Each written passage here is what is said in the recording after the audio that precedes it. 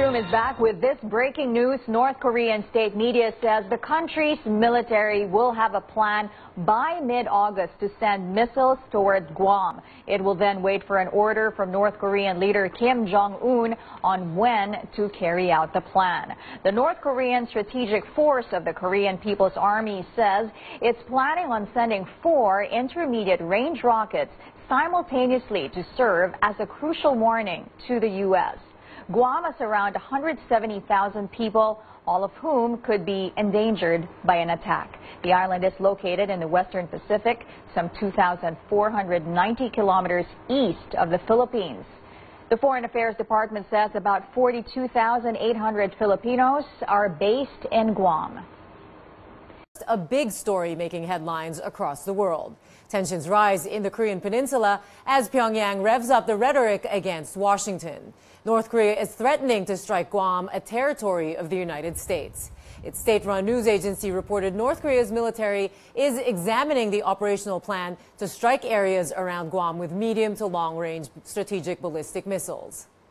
Guam has around 170,000 people, all of whom could be endangered by an attack.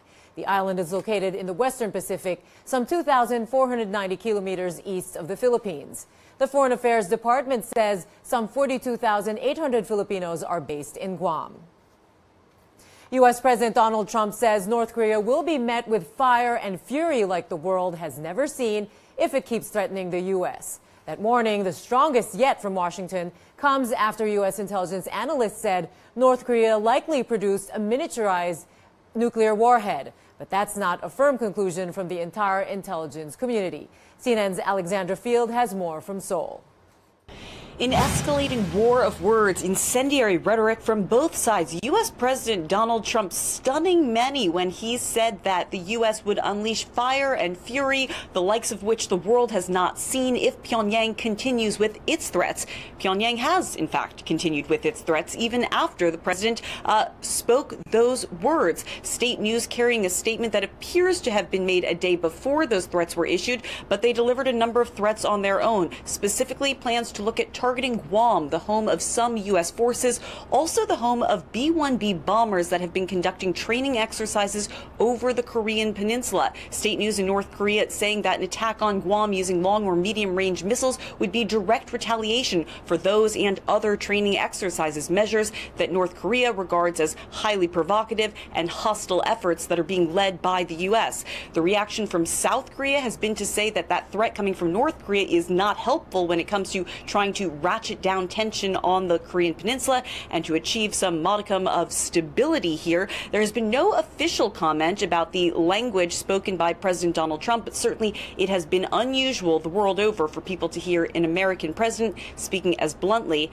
as candidly as that. In Seoul, Alexandra Field. KUAM News team coming to you live from Tumon, Guam. Here you can see the tourists here along the beach, just as they are every day, a very popular tourist destination for Asia and many in America, also home to the Air Force and the Navy as well. And here's what's been developing here out of the territory. Guam taking center stage in a war of words between the U.S. and North Korea. That all happening this morning. Right now it's just after 9 a.m. local time here on Guam. Local leaders we're here are preparing a statement, but island residents waking up to this news that North Korea is looking at the possibility of launching a missile aimed here at Guam. The threat following President Donald Trump's announcement that hours earlier warning North Korea that any threat to the U.S. would be met with, quote, fire and fury. KUAM also reaching out to the government officials, the governor's office, as well as Guam Homeland Security. We have yet to hear back from them, as well as get any response on what preparations may be underway after that threat being made and coming our way this morning. Congresswoman Madeline Bordallo, the delegate for the territory here, saying that in a statement, Washington, D.C., from the Washington, D.C. office, saying the recent reports are deeply troubling, but remains confident that Guam is safe and protected. She says, quote, President Trump must work in partnership with the international community to de-escalate the growing tensions in the region and prevent North Korea from advancing its nuclear program further. While the recent sanctions imposed recent sanctions imposed by the U.S. UN Secretary Council were an effort to demonstrate to Kim Jong-un that his actions will not go unanswered. President Trump must show steady leadership as these sanctions are carried out. Again, this is all coming from Guam's delegate, Madeline Berdalio. She adds the international community has clearly stated through the UN Security Council that North Korea's escalatory actions are an international problem, and we must continue to engage our partners and allies to bring a peaceful resolution to the North Korean threat.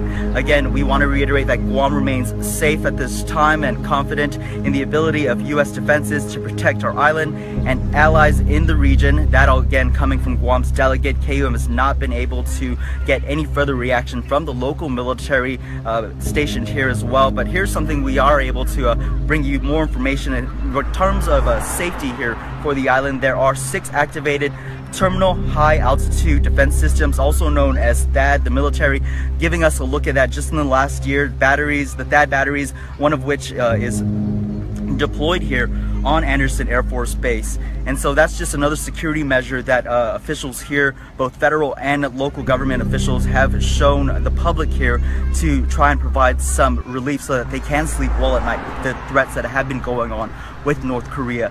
Again, we will bring you the very latest as we wait for more from the government officials as well as federal officials, whatever that may be in regards to preparations after this morning's threat from North Korea. From now, for Guam's News Network, reporting from Guam, I'm Nick Delgado.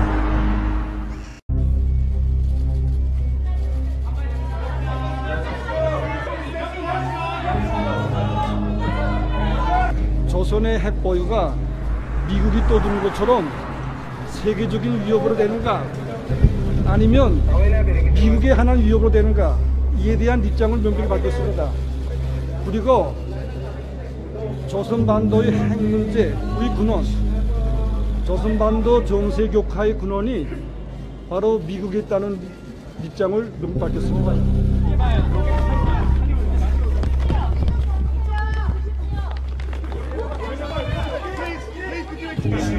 절대로 우리의 핵과 탄도 로켓을 십상타게 올려놓지 않을 것이며, 우리가 선택한 핵무력 강화에 대해서 단 한치의 양보도 없다는 것을 천명했습니다. China said that sanctions would put a lid on the nuclear capability of North Korea. China was also confident that North Korea will come to the negotiating table. But you know what?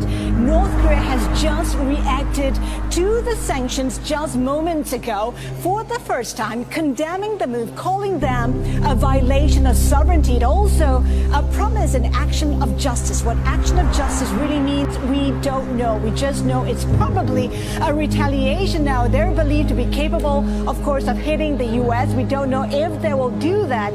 As you know, the international community has been trying to get Pyongyang to negotiate, but that has been to no avail. Pyongyang has been resistant. According to the Seismological Society of America, most of what the world knows about North Korea's past nuclear tests comes directly from work by seismologists. These scientists study earthquakes and energy waves moving through the ground. Nuclear blasts create their own energy waves, and studying them helps pinpoint the location and size of explosions.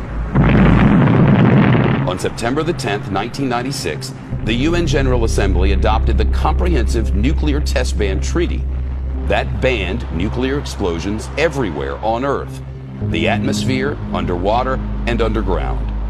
North Korea is the only country to perform nuclear tests in this millennium, and all have been underground. That makes seismologists essential. In the case of the last test of North Korea, over 100 seismometers of our network detected the explosion, and seismologists very rapidly can determine the location. The Comprehensive Nuclear Test Ban Treaty Organization has more than 300 monitoring facilities around the world. When North Korea tested nukes in 2006, 2009, and 2013, the data was processed and distributed to their member states within 2 hours of a test. Or in other words, faster than North Korea could even go public with news of its own test.